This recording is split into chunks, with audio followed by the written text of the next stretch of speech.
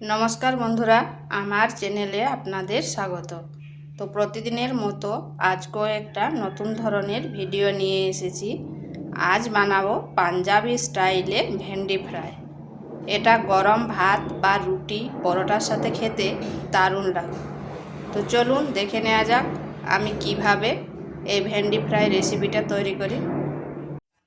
এখানে নিয়েছি 250 গ্রাম ভেন্ডি আর নিয়েছি দুটো মিডিয়াম সাইজের আলু। এবার ভেন্ডিগুলোকে আমি ধুয়ে করে জলটা ভালো করে ঝরিয়ে নিয়েছি।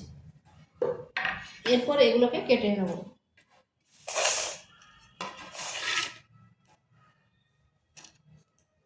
ভেন্ডি রান্না করার আগে যদি আগে ধুয়ে নিয়ে জলটা ঝরিয়ে দেওয়া হয় তাহলে তার যে একটা লেল লেল ভাব থাকে সেটা আর থাকবে না।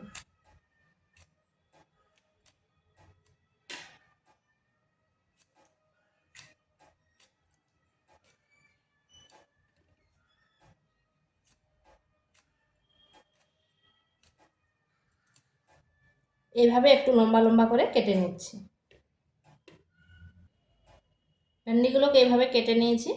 এরপর আলুগুলোকেও কেটে নিচ্ছি।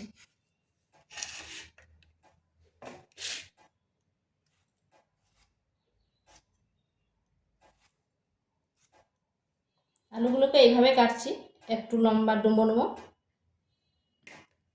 পাতলা করে ডুমো ডুমো করে কেটে নিচ্ছি।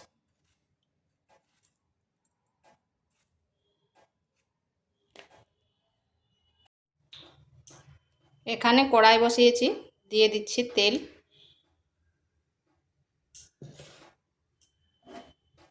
দিচ্ছি গোটা জিরা আর শুকনো লঙ্কা। দিয়ে দিচ্ছি 1 ইঞ্চি আদাকে গ্রেট করে নিয়েছি।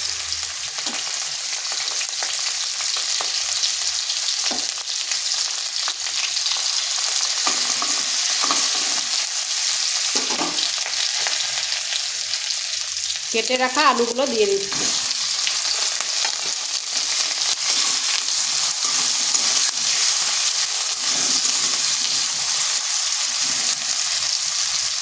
এখানে সামান্য একটু লবণ দিচ্ছি আর 1 চিমটে হলুদ দিচ্ছি।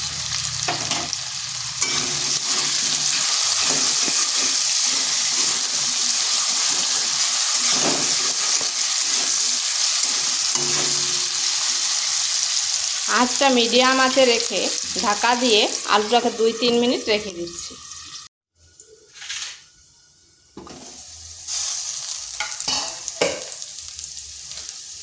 আমি মাঝখানে একবার ঢাকাটা খুলে করে আলুটাকে নেড়ে দিয়েছিলাম। আলুটা হালকা ভাজা হয়ে গেছে। এরপর এখানে দিয়ে দিচ্ছি কেটে রাখা ঢেঁড়সগুলো।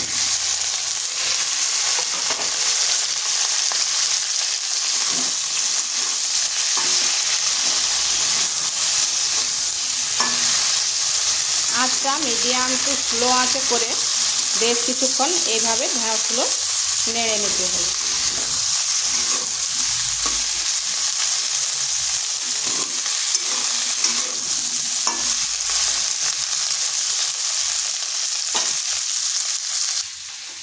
এখানে নিয়েছি দুটো পেঁয়াজ, ওদিকে ঢেঁড়সটা ভাজা হচ্ছে, এদিকে আমি পেঁয়াজগুলো কেটে নেব।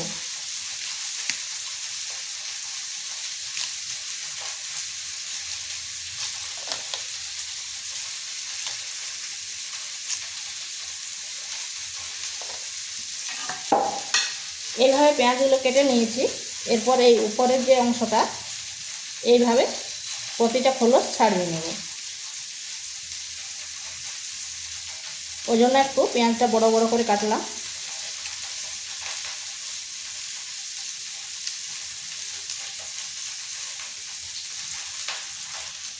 সমস্ত পেঁয়াজগুলো এইভাবে খোসাগুলো আলাদা আলাদা করে নেব।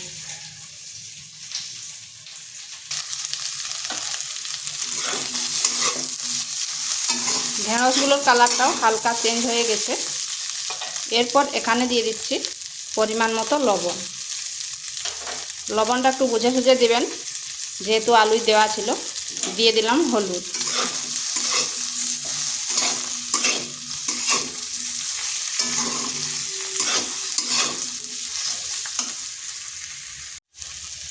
দিয়ে দিচ্ছি জিরে গুঁড়ো, ধনে গুঁড়ো আর লঙ্কার গুঁড়ো।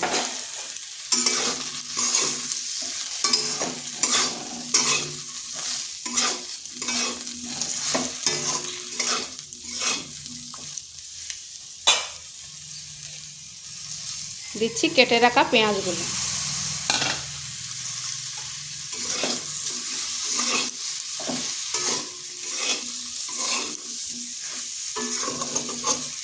এখানে আমি কোনো রকম জল ব্যবহার করব না, আঁচটা স্লো আঁচে রেখে এই রান্নাটা করতে হবে, আর একটু সময় ধরেই করতে হবে।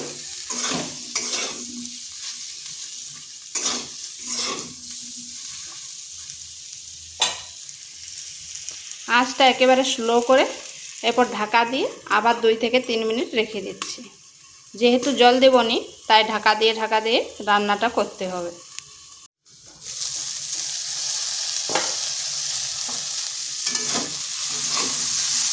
যেহেতু জল ব্যবহার করিনি তাই ঢাকা দিয়ে রান্না করছি, আর মাঝখানে আমি একবার ঢাকাটা তুলে করে নেড়ে দিয়েছিলাম। দেখুন আলুগুলো খুব সুন্দরভাবে সেদ্ধ হয়ে গেছে। এরপর এখানে দিয়ে দিচ্ছি গরম মশলা, আর ঢাকা দেবনি, সেদ্ধ হয়ে গেছে।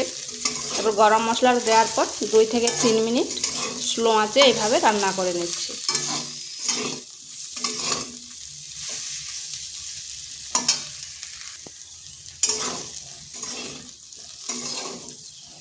এটা গরম ভাত বা রুটির সাথে খেতে কিন্তু দুর্দান্ত হয়। তো বাড়িতে একবার এইভাবে করে দেখবেন। তো এটা আমার হয়ে গেছে, এরপর নামিয়ে নেব। আর ভিডিওটা ভালো লাগলে লাইক, শেয়ার, কমেন্ট অবশ্যই করবেন, আর নিত্য নতুন রেসিপি পাওয়ার জন্য চ্যানেলটিকে সাবস্ক্রাইব করবেন।